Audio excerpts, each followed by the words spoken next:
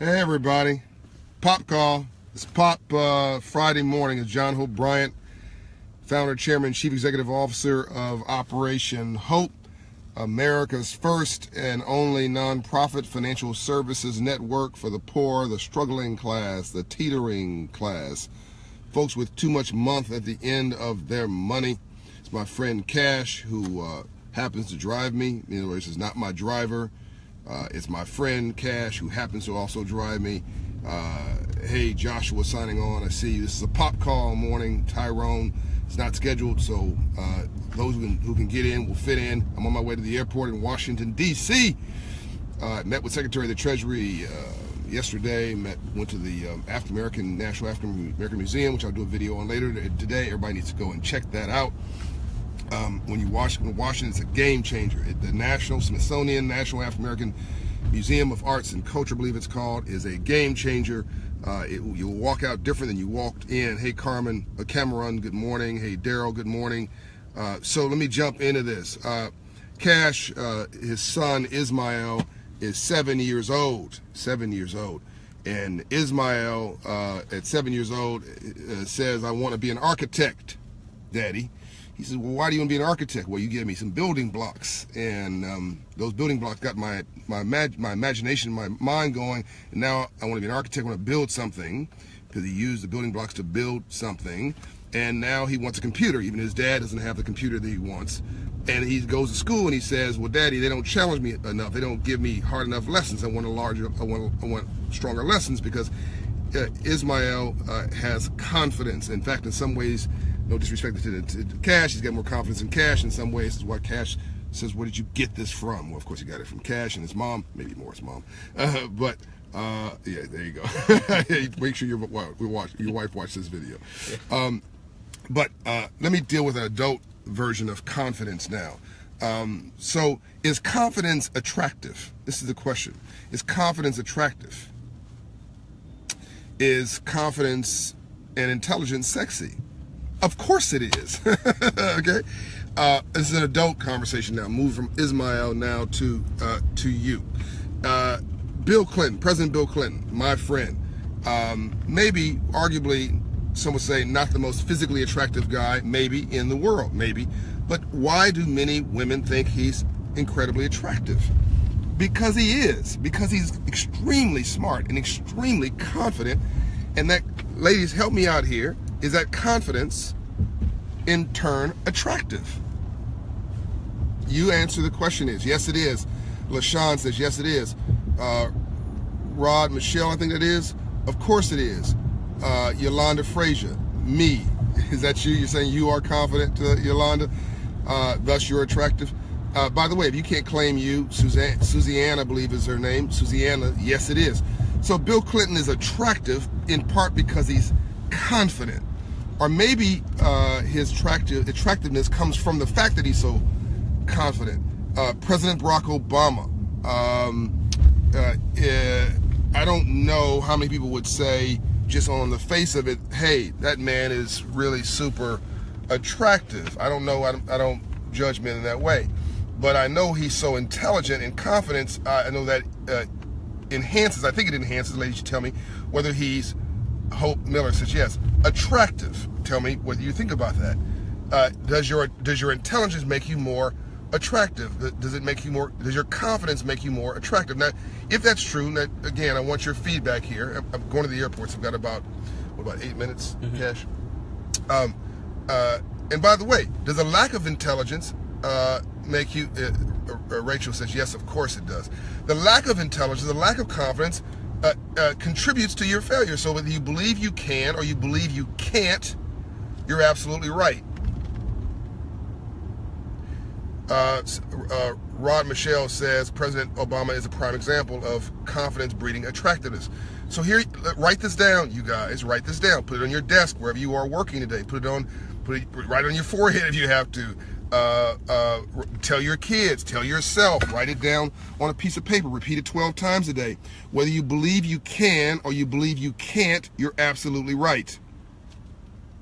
Whether you believe you can or you believe you can't, you're absolutely right.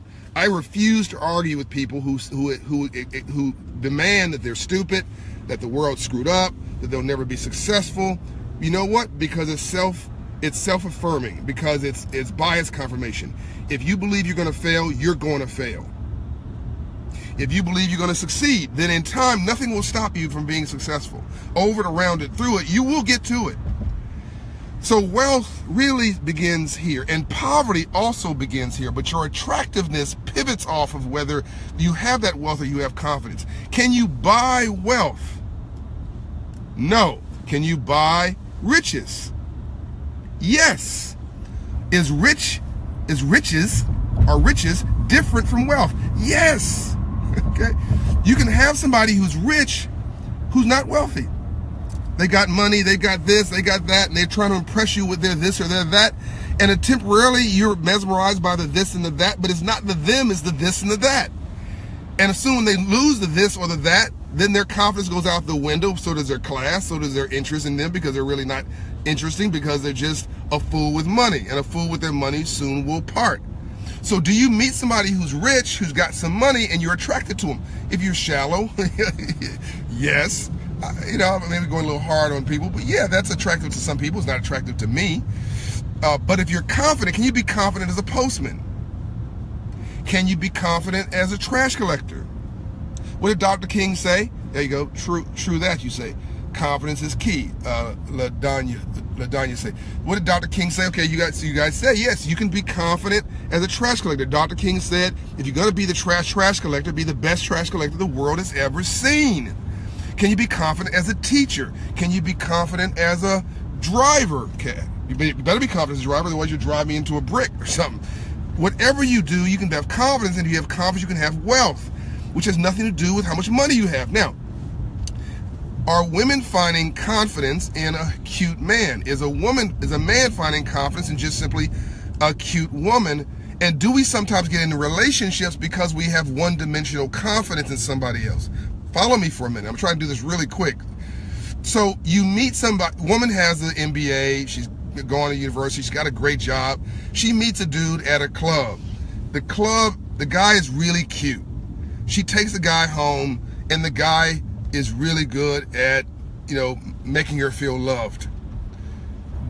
Can she get in a relationship with that guy simply because of that one-dimensional relationship? Can she move him into her house, feed him, clothe him, take him to dinner, hook him up because of this one-dimensional level of confidence he has? Yes! It happens all the time, right? And then she wonders, why am I not happy? You're not happy because he's got a credit score of 500, because he doesn't have a job, because he's broke, because he's not confident in the professional side of his life, because he's afraid of white people, or afraid of black people, or afraid of himself, because you're confident in all aspects of your life, and he's not confident in any other than the fact that he's cute and he makes you feel good. Can that work the other way? Absolutely yes. You meet this girl, she's attractive, whatever, she's cute, but she's dumb as rocks, okay? You can't leave her with your kids because she can't cook, she can't take care of kids, she can't take care of herself, right? She's a horrible role model, right? So could you have a disastrous relationship with somebody who's attractive? Yes. Yes. Is confidence internal or external? It's internal. It's internal. What you're looking at, though, is not confidence. It's just flossing. And by the way, it could be one-dimensional confidence, but I'm telling you right now, that's not enough. It will not last. So I'm gonna do a whole video on why certain people succeed in certain areas of their life and they're complete failures in others. You've got to become, hold on, about the key to the whole deal. Mark Baxter says internal confidence. Exactly. I'm gonna give you the key to the whole deal in life. LaDanya, if you have a one-dimensional life, liking someone, you have yourself nothing. Exactly. Okay, so this now pivots on what's so key for your own success. The number one thing that I am comfortable with in my life, proud about. It's not how many awards I've gotten. It's not the usual life Oprah Winfrey award. LaShawn says it definitely won't last, a one-dimensional relationship. Don Thomas from Philly, hello. It's not the fact that I'm chairman, CEO of Operation Hope or Bryant Group, where I run 35 entities. I'm very proud of that.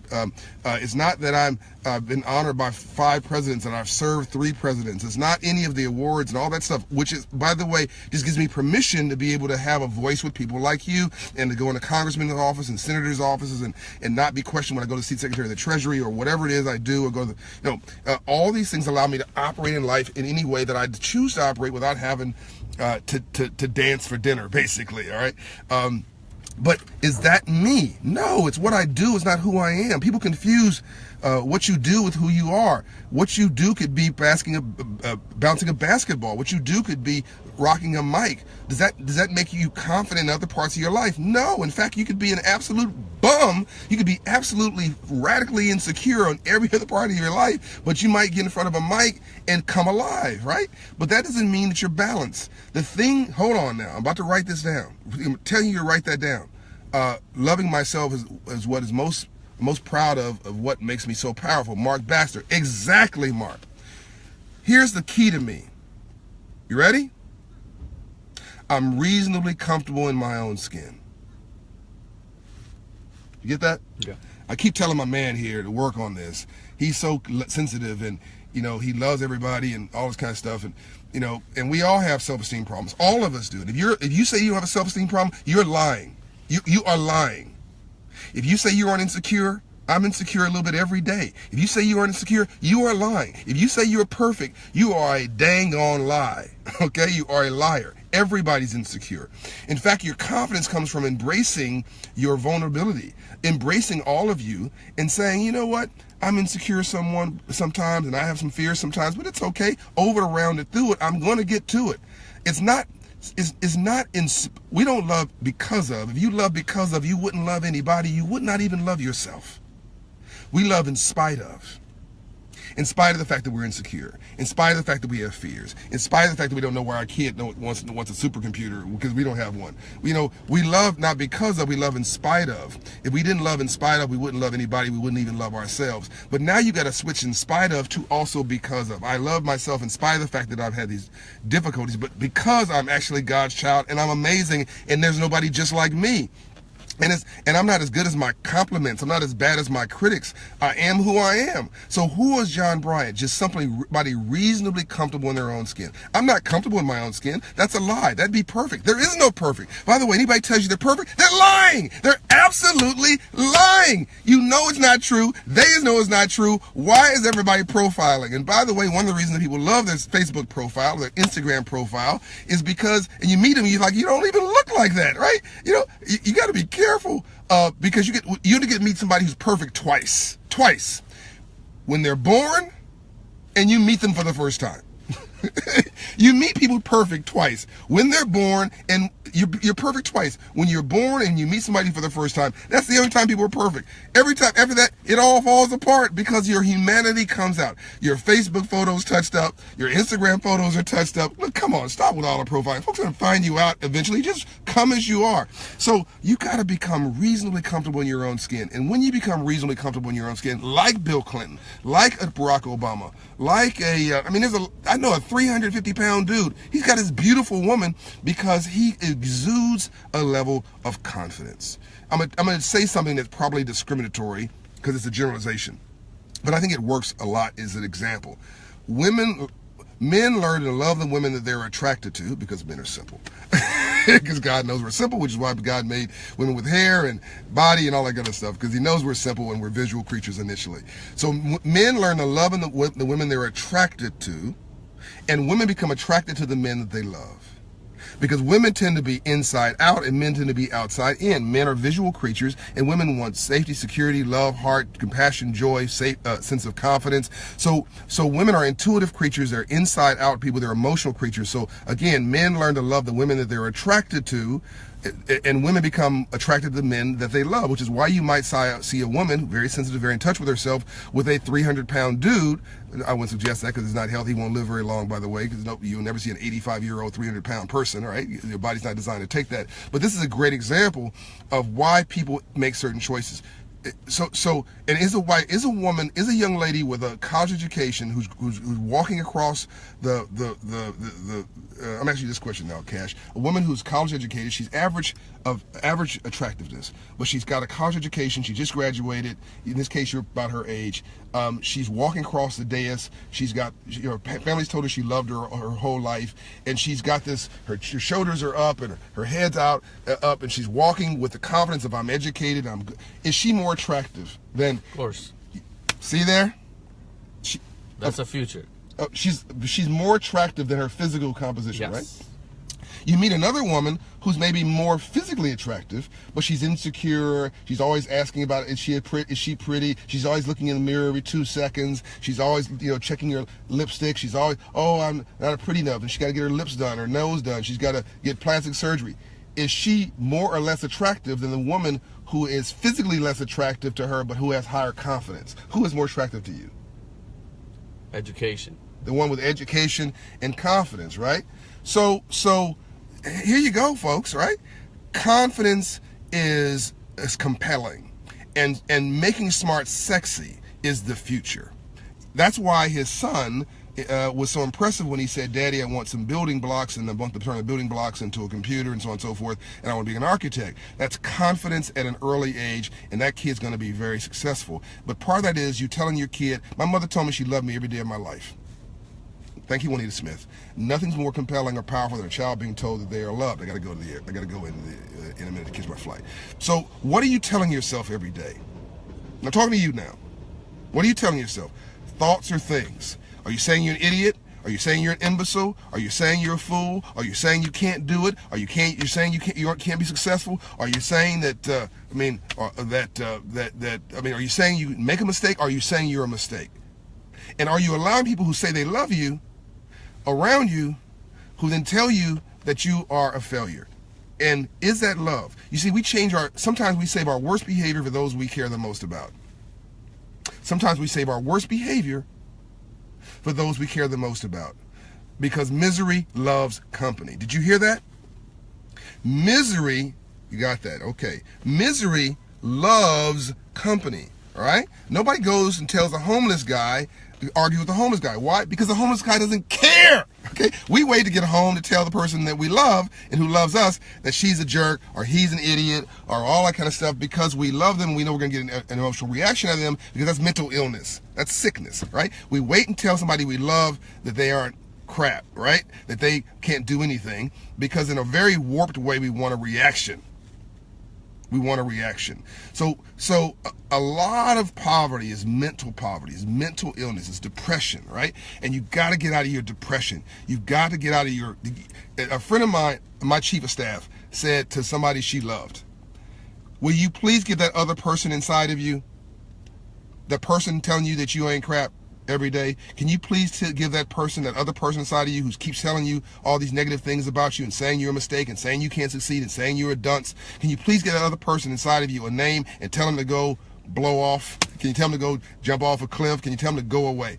And I'm not going to tell you what they really said, because hopefully kids will watch part of this video because of the discussion about children. So but you can sort of think about what my chief of staff actually really said. Tell that other person inside of you who's telling you that you aren't anything, tell them to go jump off a cliff, all right? You've got to banish your own fear. You've got to banish your own self-hate, because if I don't like me, I'm not going to like you. If I don't feel good about me, I'm not going to feel good about you. If I don't love me, I can't love you. And here's the big one. If I don't have a purpose in my life, I'm going to make your life a living hell. Because whatever goes around, help me out here, comes around. Now, so you're perfect in your imperfection, right? LaDanya says, I am a perfect imperfection, but confidence is my accessory. Exactly. Now, is arrogance confidence? I gotta go. Short answer is no, it is not. So people who are arrogant, who are obnoxious, who break their back, break their arm patting themselves on the back, that is not confidence. Don't be fooled by the funk. There's a difference. There's 3 types of birds. There's eagles, there's buzzards, and there's turkeys, right? Eagles don't fly in packs. You've never seen a flock of eagles. They're high altitude birds. They raise their children differently. So you get big enough, again, you're pushing up to the inside of the eagle's nest, you need to Get up and go get a job, right? It's like the ego saying, get up and go get a job. You cannot be 80 years old and live with your mama, or 45 years old and live with your mama. You should be 45 years old and given to your mama. And then you got buzzards, right? Buzzards are low altitude birds. Buzzards love packs, right? And I'm at the airport, you can tell. And they're always profiling, always stepping on your head to elevate themselves. They feel better by making you feel worse. Then the worst kind of bird is a turkey, because turkeys got wings and can't fly. Profiling, right? That's the arrogance. That's the people who are, walking around with 5 bodyguards at night with sunglasses on after one hit, right? This is just people trying to make themselves look better and feel better by making you feel worse, by giving themselves a sense of self-importance. Arrogance is not confidence, and it will kill them and it will kill you. Quiet, as my friend Rod McGrew would say, when you got the power, you don't need to use it. And that's why quiet confidence is so sexy. That's why it's so compelling. That's why it's so effective. That's why you can walk in a room and don't need to say anything. Everybody just knows that brother's got his act together. That woman is just, okay, there's something about her. That's that energy, that's chemistry, that secret sauce. What is your secret sauce? You can make a mistake and not be a mistake. Boom. Love you. I'm out catching a plane in New York. I hope you've enjoyed it this morning. I'll take the comments once I get on the plane. Let me know what you think about this video this morning. This is part of financial literacy. This is part of getting the memo, my book coming out in September. This is part about you taking your life back. This is a large part. In fact, people say, well, why don't you stick with financial items sometimes? Because you idiots, your financial items are informed by your mental items, your emotional items, your psychological items. What do you think money is if not a vehicle for the transfer of values based on who you are? And if you don't feel good about yourself, you're gonna go shopping all the time, spending money you don't have. You're gonna make a series of bad choices. You're going to the check cash, the payday loan lender, the rent-to-own store, the title lender, the liquor store. You're gonna be on drugs. You're gonna spend all your time at clubs. You're gonna be buying a $1,000 bottle of champagne that costs $50 from the club because you don't have a sense of your own value, and you'll make the wrong choices in other people because you can't make the right choice about yourself. Boom! Drop the mic. I'm out. This is the Straight Talk Civil Rights series, unbought, unbossed, and unbiased, coming to you straight at No Chaser from Washington, D.C. at the airport. Tell your friends to follow this series, 26 million views and growing in a year. Tell them to like the page, share the page. Let's make smart sexy. I'm out.